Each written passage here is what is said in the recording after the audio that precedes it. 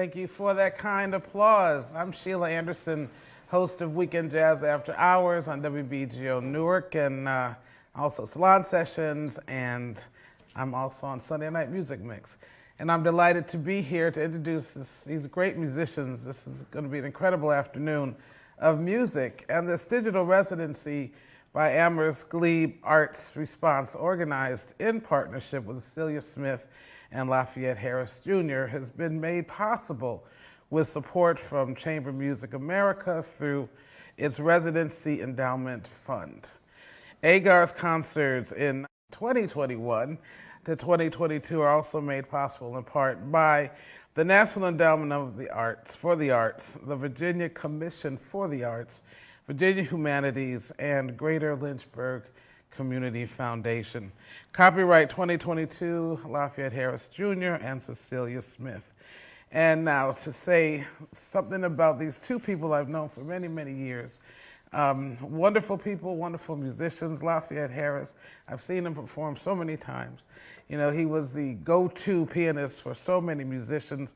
Max Roach, I saw him with Ernestine Anderson. He works with my favorite Houston person, and also he had his newest recording, You Can't Lose with the Blues, was #1 for 2 weeks on the Jazz Week jazz chart, starting in February 2020, and stayed top 10 for 14 weeks. Give Lafayette Harris Jr. a round of applause.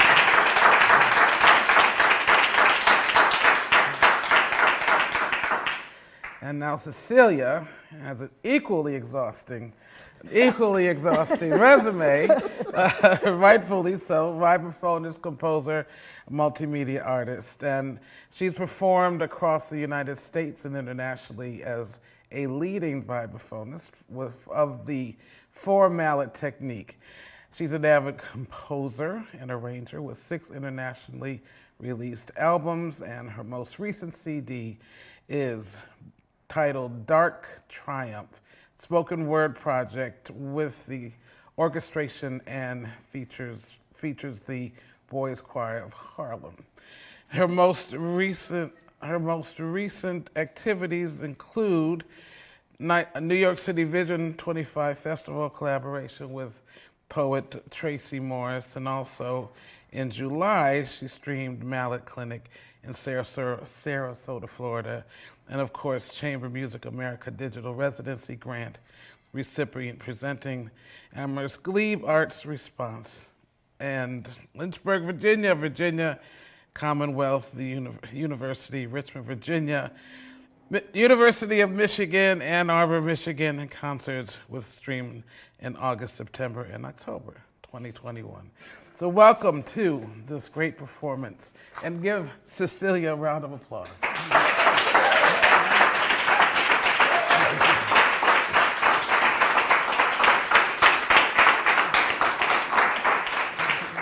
Thank you. This is a residency, and so because this quote-unquote terminology of residency, this is our 3rd presentation. But part of the residency definition is that we talk about the work that we're playing and explaining it in terms of its historical significance, different types of tidbits of interesting information on these pieces. So the first piece we're going to play is called All Blues. It's composed by Mr. Miles Davis. Miles Davis, right. Taken from his recording. The most highest selling CD of all time, or jazz recording of all time, and that's called Kind of Blue. That's right. And one of the reasons that this record is so significant is because of the improvisational approach to music during that time, right? Okay. Yep. And Miles Davis, John Coltrane, Bill Evans was the pianist and one of the collaborators for the compositions. They came up with the concept of modal playing. Modes are also known as scales. And because of this, it was an approach to jazz that had nuances with rhythm and simplistic melodies. Yes. Yeah, and so for the most part, Miles and Bill Evans, they worked together, came up with these tunes. They said, okay, we're going to use this mode and on this, and we're going to move here, that, not to get too complicated in explaining it. But once they set that mode, the melodies, they didn't take them too far out. Right. Rhythms, they didn't get too crazy. Right. And it's very accessible. Accessible is a good word. Recording. Exactly. Yes. So without further ado, here we go.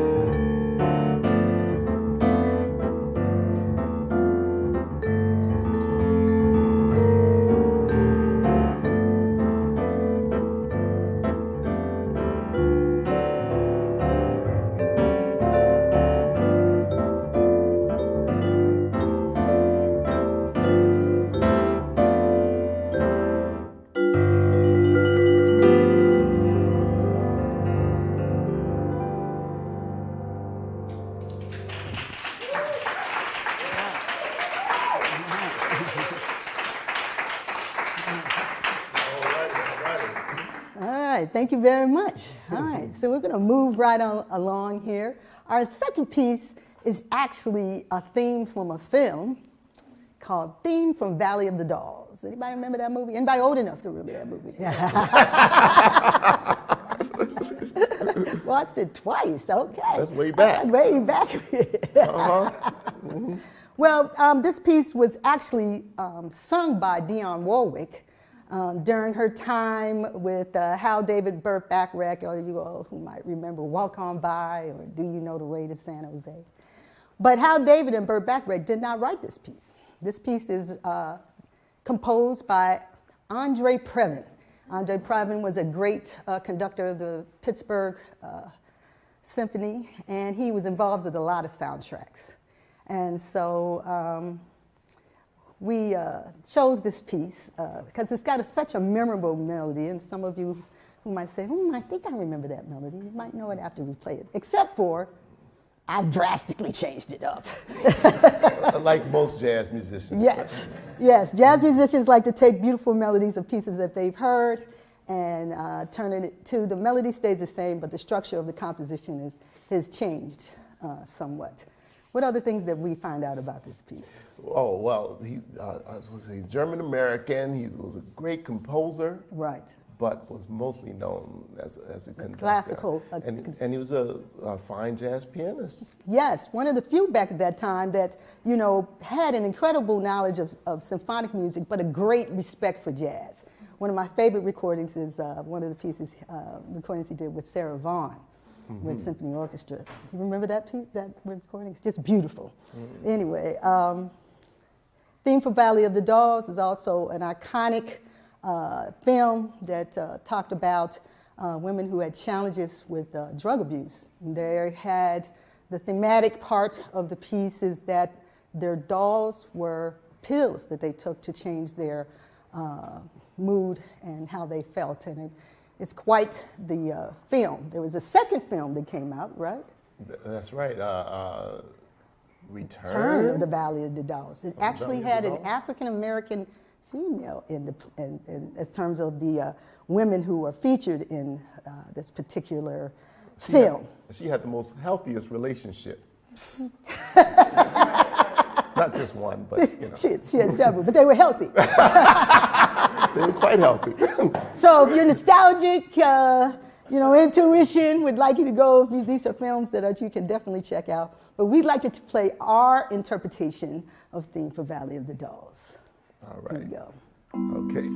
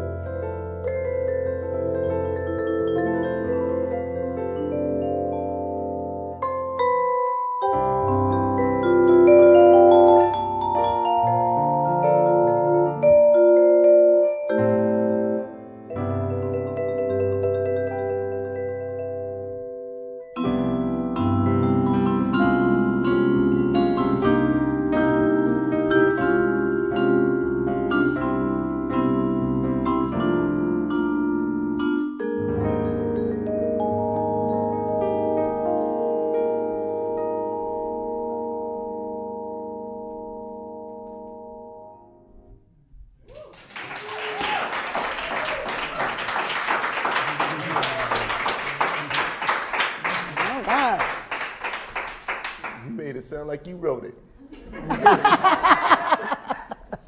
Oh, that's how we're supposed to do, right? That's what it says. All right. Oh, well, we're moving right along here to our third piece for this performance. This is taken from the Great American Songbook, which is defined as? What is it? What is it? It's a body of work written by mostly men and women who are writing for Broadway, television, Tin Pan Alley. And movies And movies. of the time period, definitely. Yes, it's a large body of work.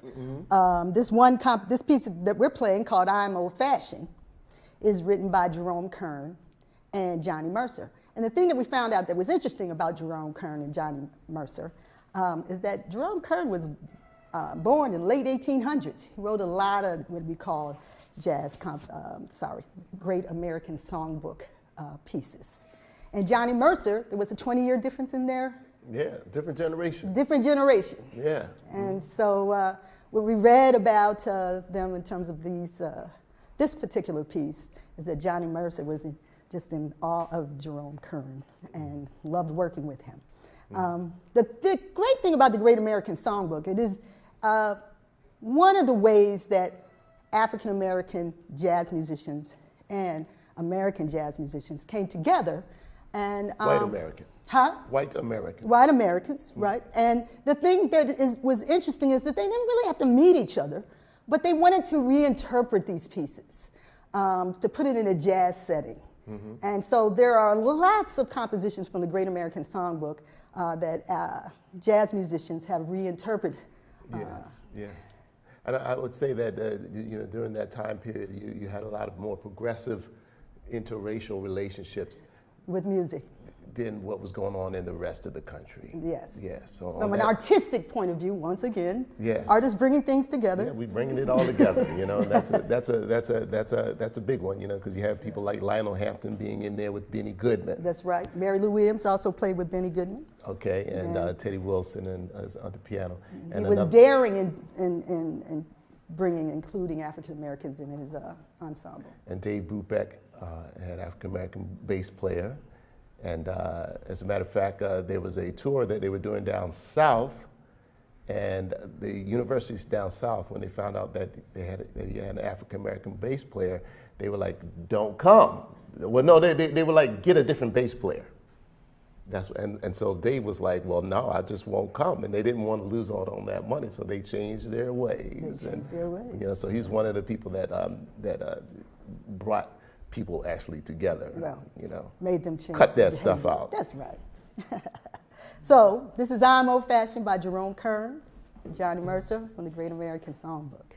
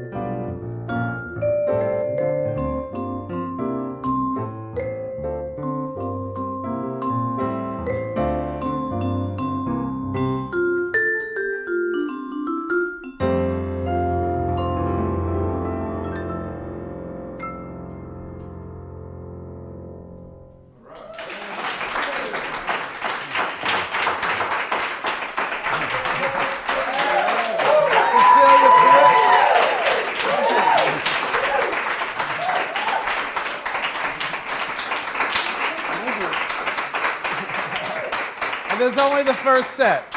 So you're excited now. When it's over, you're going to be real excited for hearing this great music. This is blowing me away. It's Well, I'm glad because you hear music every night. Exactly. So I was like, wow. Let's talk briefly about why. Well, the two. When you think about piano and vibes, most people think about Chick Corea and Gary Burton. Right. Why is it that there tend to be so few pairings of vibes and piano, in your opinion, if that is your opinion? I do have an opinion. Okay, good. Well, first of all, you have to find a piano player who is going to be wanting to play with a vibraphone player. And you have to work out certain things. You got to work out chordal approaches. We have to make sure that the arrangements make sense. And so there's not many piano players who want to do that, first of all. McCoy Tyner and Bobby Hutcherson, they never played in duets, but they did play together in quartet settings. And Bobby Hutcherson played mostly with the two-mallet technique. And so the four-mallet technique is what kind of is a different skill set. Not to say that one is better than the other, because Bobby Hutcherson is like one of my favorite improvisationalists. But this combination of uniting chordal structures and rhythms, you have to have a piano player who's open to that. Now, is it because the piano and the vibes are so similar instrumentally? Exactly. Well, they are Not similar. instrumentally. I don't know if you can see the piano keyboard is much like a piano, but my black keys, they're all are like his black keys. But they're gold. Well, except for the gold. They're not black on his. And so I first played piano, then I played drums. And so it was a natural transition when I went to a high school that had an extraordinary music program. And I saw the xylophone. I was like, oh, I could do that. So, there is, but the approach harmonically is what the challenge is, to be able to unite these two instruments. And because of the pandemic, we had time. To practice. To be quite frank, that is really what has brought us together since, the end of January? Wow. Something like that. Since, yeah. Our first performance together was in March. Women's History Month? Yes. And actually, Lafayette is one of my neighbors. He lives down the street from me. Better still. My sons rolled her vibes down the street. I wasn't going to do it. Yeah. And I was reluctant at first because we often would stop and have coffee. We talk about different things. He said, well, why don't you do something with me? And I was like, I haven't really been playing, since this pandemic thing. And so he said, and I said, let me see what you got first. So he has transformed his home into a studio with cameras and lights and a Steinway Grand. It's like amazing. Lights, camera, action, right? And I have to say also that a couple of my friends, including Lafayette and another guitarist, Ron Jackson, they have figured out this streaming thing because it is a brave new world. Yes. Absolutely. It's a brave new world and a way to develop audiences online. And we kind of digressed here from your original question. It's okay. It's okay. Well, we can, take it to another way. You've chosen, in my opinion, a very eclectic, choice of tunes, and addressing the Great American Songbook. Can you just talk briefly about how jazz musicians not only interpreted many of the songs, but how some of the jazz standards like ornithology and other songs written were basically on the changes of the great. Well, in terms of historically? Yeah. What was going on historically? Yeah. Well, it's interesting that you do ask that because the Great American Songbook was one approach that jazz musicians did take. But then when bebop came along, in the late 40s, 50s? Well, late 30s, early 40s. It also correlates with what was going on with civil rights as well.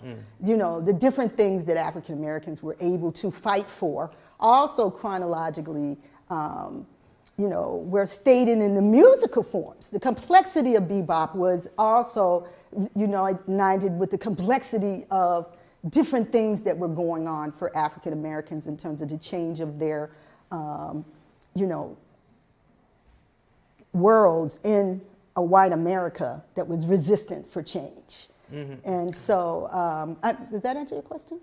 Yeah, Louis? yeah, Okay. yes. And as we go on, the bebop Yeah. was extraordinarily complicated, Yes. you know, in terms of the melodic lines. Yes. And to apply that to a great American songbook, you know, it was inspiring. I mean, you know, obviously was not around during that time, but, you know, as jazz musicians who are studied, we study all of the transitions of jazz, you know, and we learn how it does unite with the social standings of our stay in this country.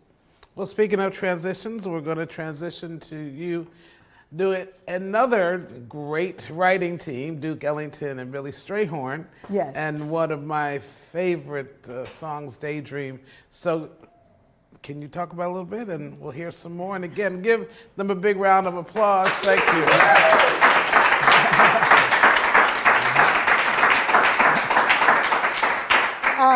Daydream is one of the lesser known Billy Strayhorn, Duke Ellington pieces. And this is our third presentation of this kind. And the last presentation we did Lush Life, which is another very noted, probably Billy Strayhorn's most noted piece, Lush Life. Extraordinarily complex pieces of music that Billy Strayhorn composed, and his writing partner, Duke Ellington. So we decided To continue on. to continue and include another one of his pieces. You want to talk a little more about this piece? This, I would say, is definitely not as complicated as Lush Life. Kind of close, though. Yeah, it's getting up in there.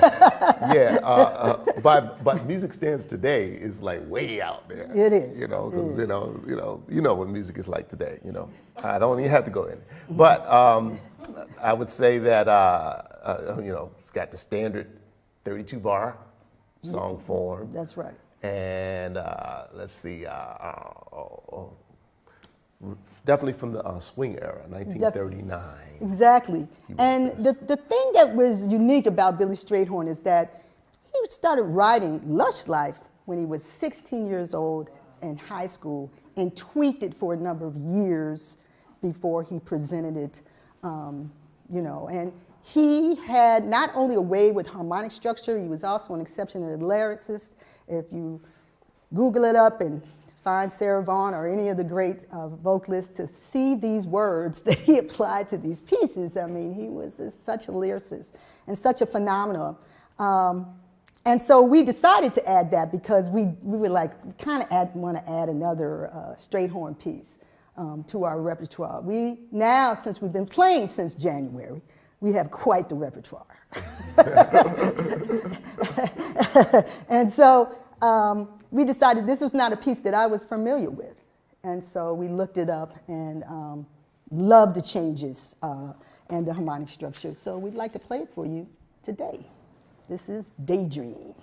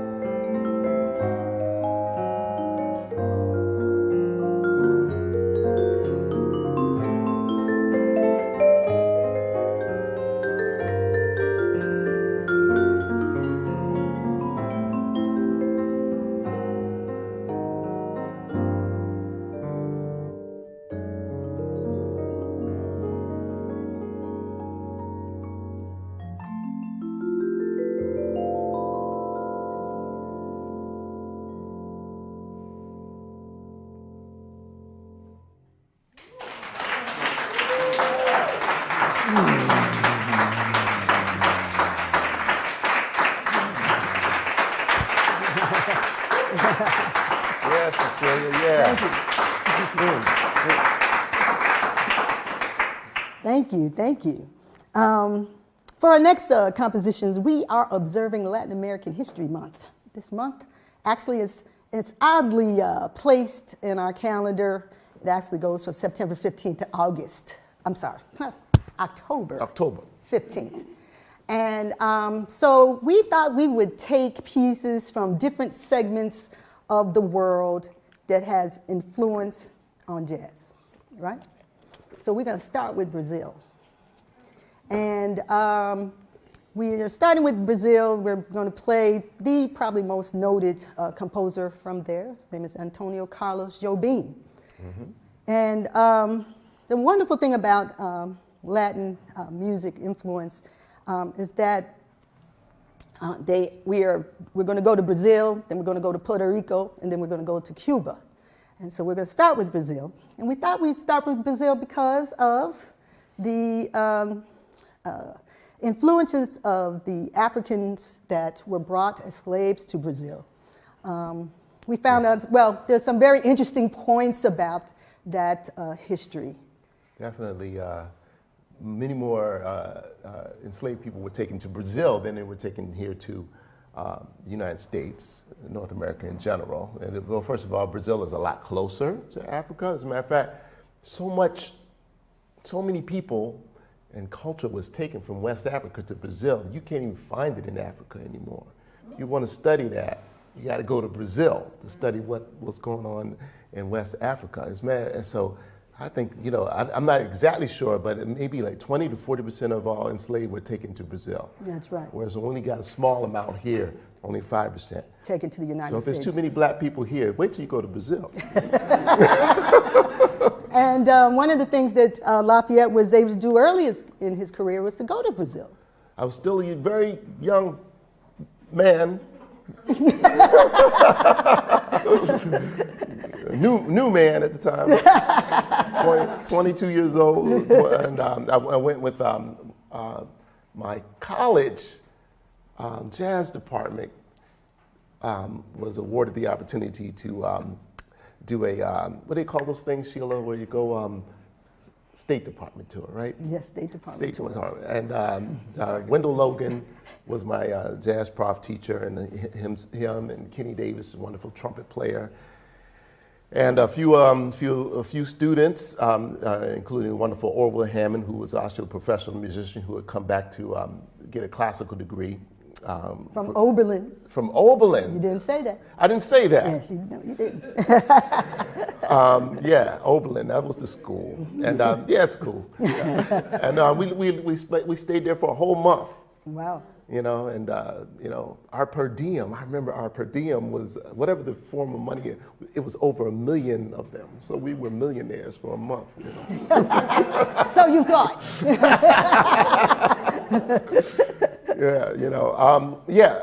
One of the great things musically that happened while I was on that trip was that I heard some local guys in a bar playing the song we're about to play right now. And we were like, whoa, listen to the way they feel. That's not how we sound when we play it, So it was really a great learning experience. This is Antonio Carlos Jobim's Wave. That's right.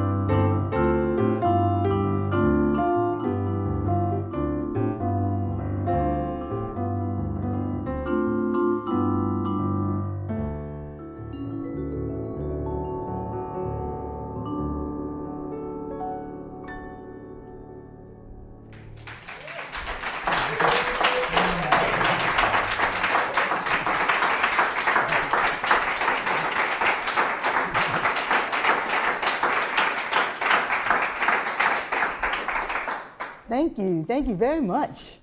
So now we're going to go to Puerto Rico. All right, we're going from. And actually, this piece is actually taken from the Duke Ellington repertoire because one of his trombonists played valve trombone. There's slide trombone, and there's a trombone that you play like a trumpet, right? That's right. And his name was? Juan Tizal. Juan Tizal. And he was from San Juan, Puerto Rico. Puerto Rico. Yes. Yeah. And we're going to combine two pieces that Duke Ellington's is well known for. The first piece is Perdido, and the second piece is Caravan. Caravan is Juan Tizal's most famous Piece. composition and one of the great, all-time great jazz improvisation vehicles, right? That's right, exactly, Yeah. yes. And so we were just going to do Perdido, but then as we were doing our research, since we had so much time on our hands, this last week, Because we practiced.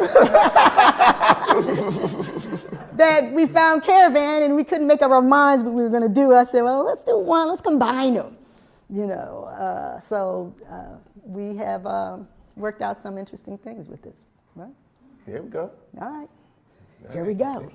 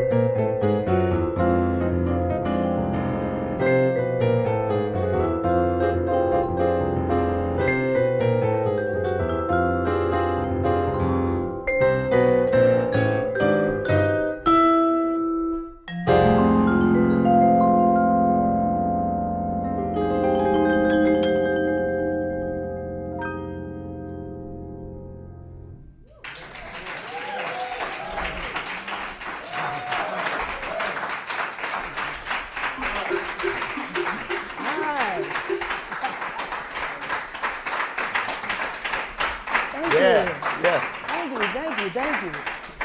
Yes, yes. Right. So now it's time to go where? Going to Cuba. Cuba. All right. All right. And we're going to visit with Mr. Mando Santamaria. That's right, man. Yeah. And you know, we're trying to figure out what our repertoire was going to be for this. And when we were investigating Mando Santamaria, is that I noticed that one of my friends was playing in his band back in the 80s. And I had never seen that video before. Tony Henson was a tenor player during the 80s with Mando Santamaria when I was a student at Berklee College of Music in Boston. Tony actually went to New England Conservatory. Okay. And there was an interesting batch of musicians during that time in the 80s in Boston. Jackie Byard was at New England Conservatory playing with the medium rare, had his medium rare big band where he, you know, went all over the country looking for incredible African Americans to play in that band. But they were, those students, including E.J. Allen, right? E.J. Allen was playing with them. But in that big band was Najee. Anybody know Najee? His real name was Brian, but I'm not supposed to say that.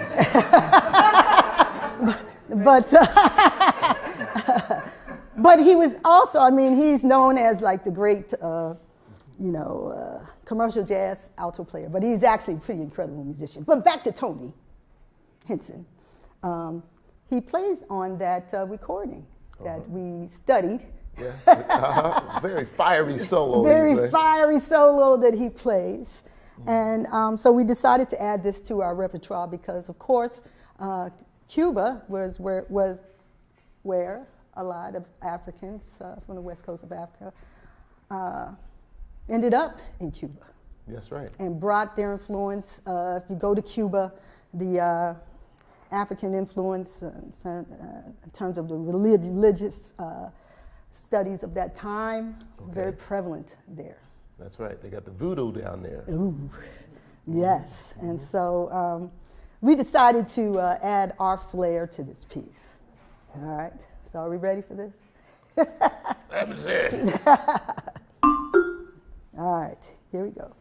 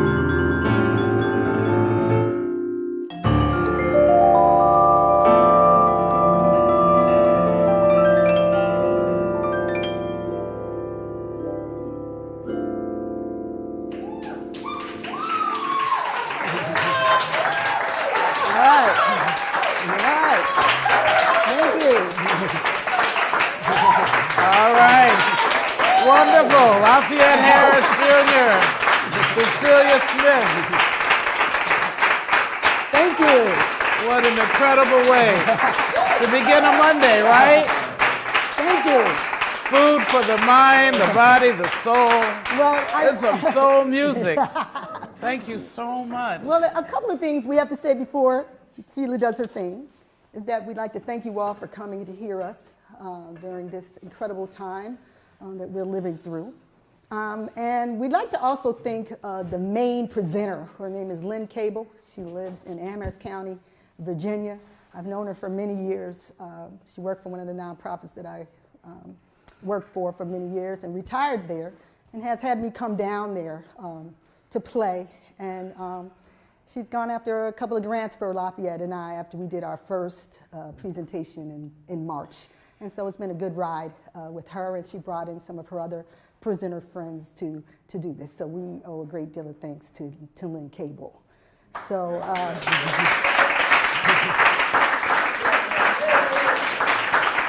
yeah. And I also want to thank Sheila for coming down from Harlem to be with us in Brooklyn.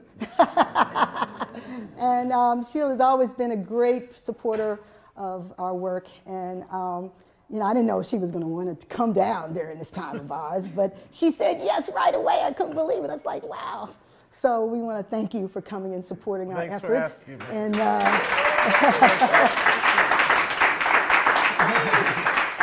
because this streaming effort is new, and so they're not quite sure how to produce it, to promote it at WBGO yet, but it's coming, right? No, not yet. Not yet. But, you know, we are attracting lots of supporters of our work that we would not normally be able to have access to if it weren't for streaming. So, you know, I am most grateful for this situation, and thankful to Lafayette, who invited me to come play with him. And I was shocked and amazed that we could have such a great music co-relationship. It's been really wonderful, and we're going to continue.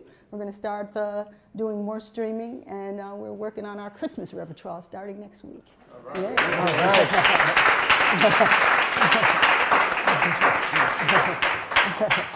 You got it? Okay.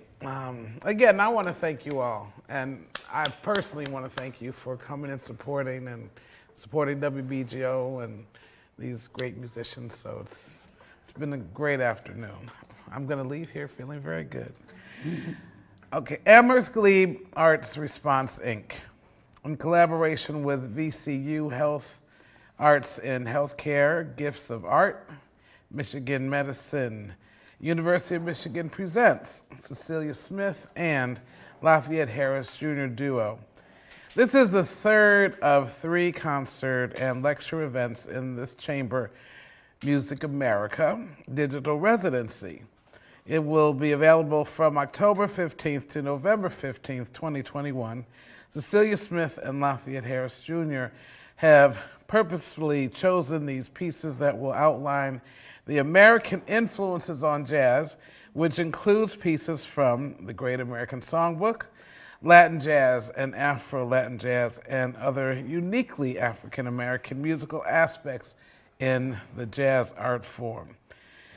These are, thank you, jazz events devised to celebrate COVID-19 response to staff, individuals served, and families of these health providers. And they are in Greater Lynchburg, Virginia, Centra Health Community Health, Lynchburg General Hospital, Virginia Baptist Hospital, Central Virginia Alliance for Community Living.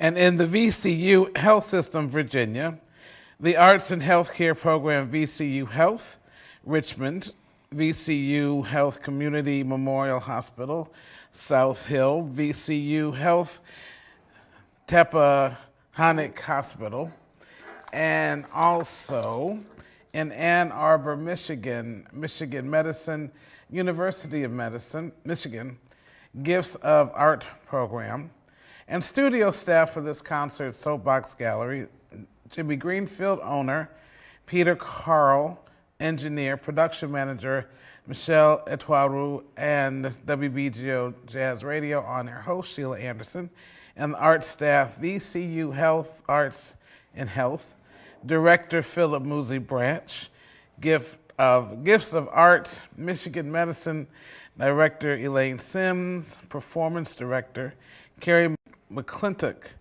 Amherst Glebe Arts Response, AGAR, Inc., and Director Lynn Cobble. Thank you.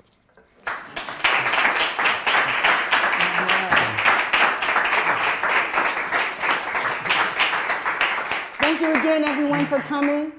We really appreciate your presence here. Thank you. So, yeah.